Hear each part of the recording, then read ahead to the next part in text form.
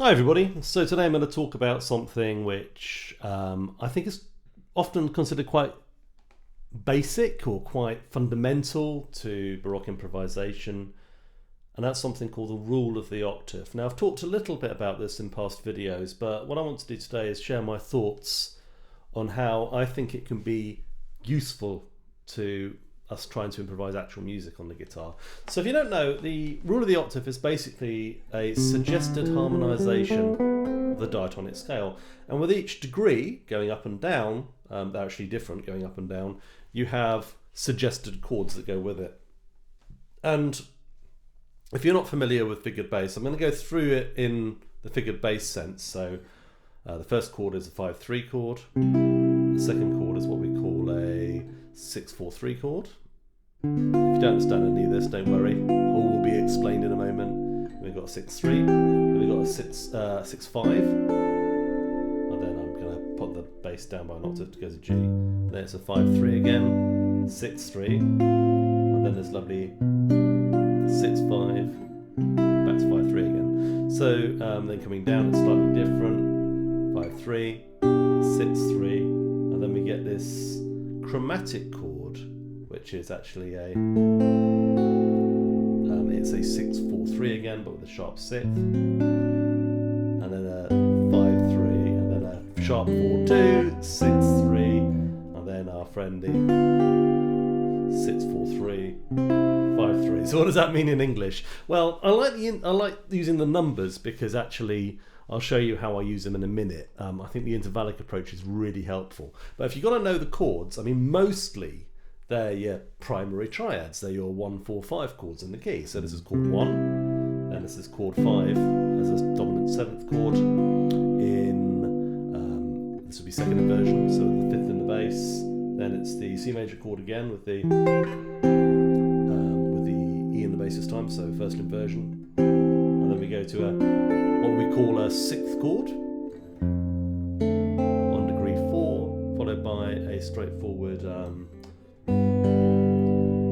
this is just a 5/3, so just a normal root position triadic chord, in this case G major, and then we go up to an inverted first inversion F chord or 4 chord, and then we have our first inversion G7, going back to the 1 again, right? So really, I mean, if you're going to do this in Roman numerals, it's 1, 5, 1, 4, 5, and then 4 again, interestingly, 5, 1. Okay, so going down, we 1, 5, but this time just the triad. We're not going to play the 7th in that one, so the first inversion, right? And then we get it's kind of what you might call a D7 in second inversion, so the 5th in the bass. We could even play a 2-5-1 now, going into G, right, which is the 5th. So that's chromatic. It's like a dominant the dominant. That's how we'd call it today. And then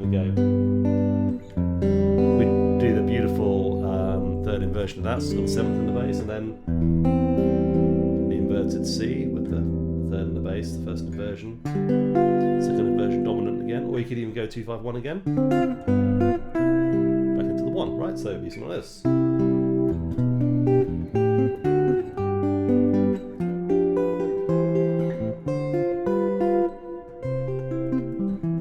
And the interesting thing about that is it kind of forms a musical phrase with 2 halves. So we've got a movement to the G, and then we go to the back to 1 again. So that's nice, isn't it? It's sort of symmetrical. So actually, if we start on C, we can use exactly the same chords. We start with C, then we're going to use the 3rd inversion, D7. So this is a C sharp 4/2 chord, beautiful.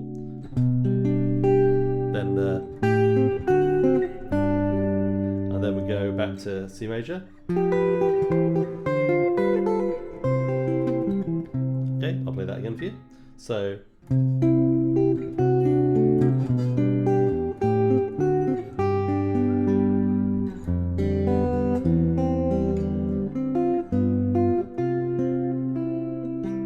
And there are pieces that do that. I mean, most famously, probably the Bach Prelude in C major, where you get. And after a while it goes. Does that right. So we're in C, and then we go to the first inversion D7 chord moving to G in first inversion, and blah. It's actually, I find it really hard to understand the harmony in that way. I'm just a figured bass guy. So the way I think about it is like on each of these degrees you have a commonly used sonority. 1 is always that 1, 5, 3. You know, you've got this. They often write this as a sharp 6, the third, and then 6, 3, 6, 5. I was using the suspension there. It's 5, 3, 6, 3.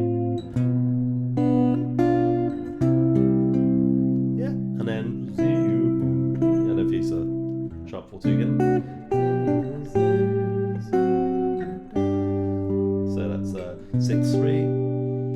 So that's sharp 4, 2, 6, 3. That's a very common move. And then the third, and a sharp 6. And then if you wanted to complete the chord, you could also put that note in as well, actually. Now I do most of this in 3 voices most of the time because I hybrid pick anyway, so it's easier. But actually I think where this starts to get interesting is if you do it in 2 voices. You can start with just knowing what the intervals are. If I know that's a third, so if I do like 2 voices and then I know that's the intervals for that, so it's the third and the 6th, third and 6th again. That's the third and the 6th again. Got a 5th there if you want. I usually use the 6th if I'm not including the 5th as well. And then it's quite nice to change the voicings as well, so you can close voiced and spread voiced. That's quite nice to do that. And then we go 6, 3 again. And then there's 6, 5. So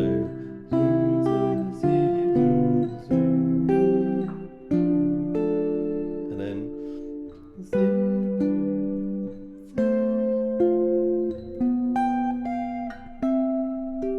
and you'll start to make melodies out of it, right? Which is, I think, kind of the idea. Let's do some more notes. Let's do 4 notes each one. And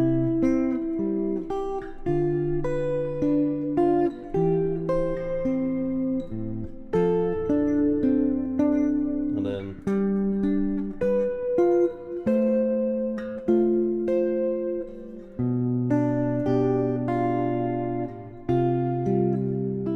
and suspensions as well, where you carry 1 note over from the last. Okay, there's some very typical contrapuntal moves you can make as well. For instance, you can go, if it's Do, Re, Mi in the bass, you can play 1, 7, 1 against it.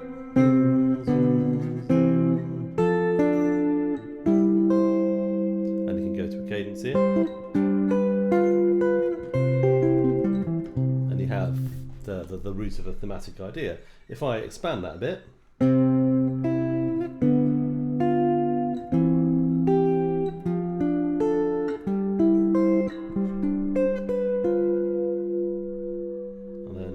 carry on going up actually.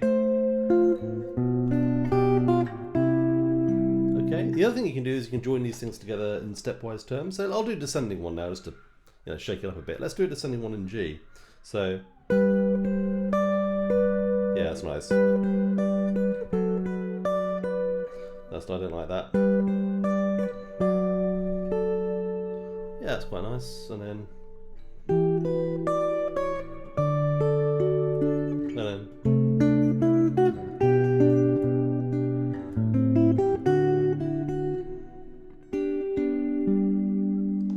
let's do one and see.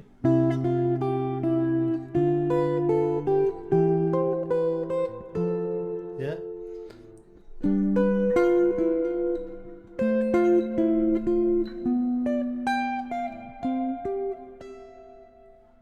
things like that, right? Let's move into the minor key. So the minor key is similar to the major key, but we have the alteration of the leading note is used in some of the chords. So instead of just being a standard natural minor leading note, we actually raise it by half steps. That becomes a sharp 6 chord, which weirdly they often write in the major, even though it's not necessary. And then otherwise the same basic idea. So a minor 6th chord here. And then because we're going to use the melodic minor to ascend, we're going to use a natural 6th, which gives us a very similar chord to the major key. Then descending we use natural minor. That's the 6-3 chord there. And then you've got the option here to use the so-called 6-5, which is the first inversion 4 chord minor. This is F minor 6 in this case. And then alternatively,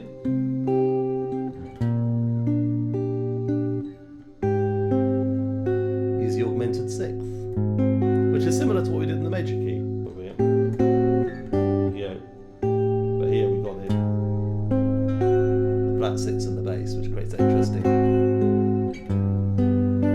what's often called a Phrygian half cadence. They're very important rhetorical device. I do a whole musical sentence here just using 2 voices.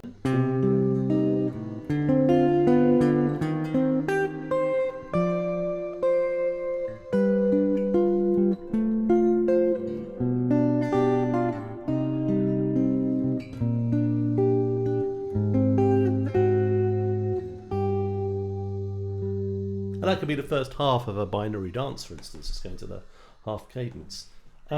There's all sorts of like versions of the rule of the octave floating around. These are the basic chords that are most commonly used. For instance, you find them in Fenaroli, for instance. Fenaroli sort of writes them with these kind of quite boring top lines. So, for instance, if I play like the C major one, first position is something like this. That doesn't really do anything for me particularly.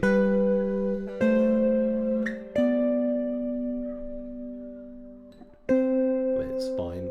It's no.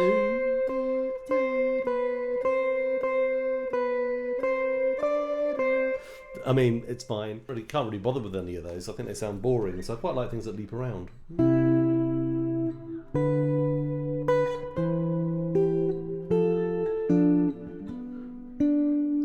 The idea is try and make it sound a little bit more like a song.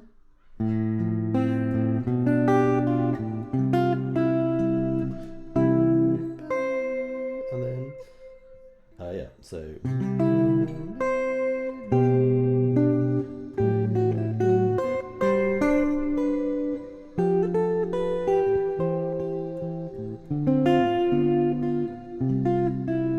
Well, it's just playing around with them like that, just seeing if you can get like these sort of simple aria-like ideas out of them, using the intervals, you know, 5, 3, 4, 3, flat sharp 6, and then 6, 3, 3, 5, sorry, 3, 6, 5, and then 3, 5, 1, you know, just, and then maybe join them together. So we'd run the 6 up to the 5, sorry, 3 up to the 5 here.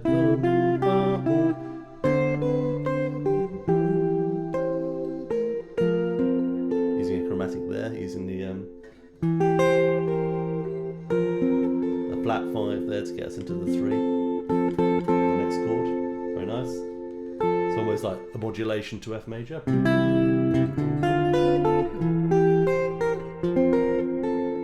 it reminds me of Bach, that one.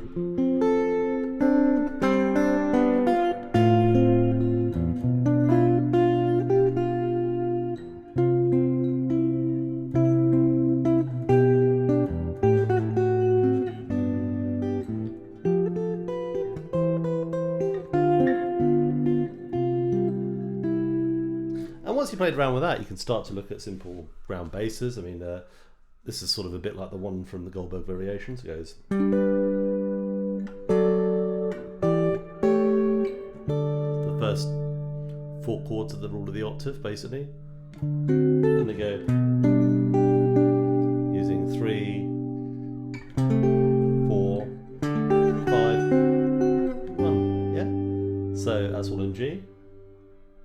descending 1, 7, 6, 5, and then 3, 4, and then a cadence on 5. And that's 1. And then Fenaroli, book 1, number 1 is basically just an exploration of the rule of the octave. And you can just do this on it, basically.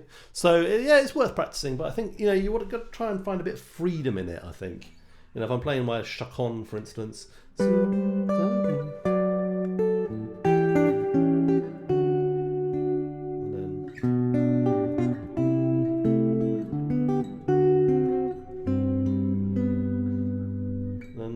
then maybe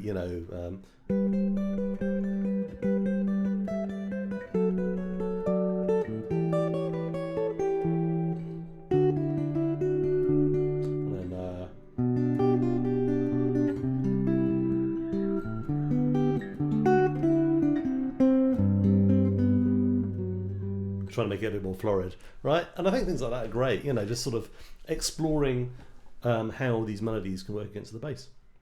It's good drill for things like solo guitar, jazz guitar practice as well. Anyway, thanks for watching. Hope you find that useful. Let me know what you think below.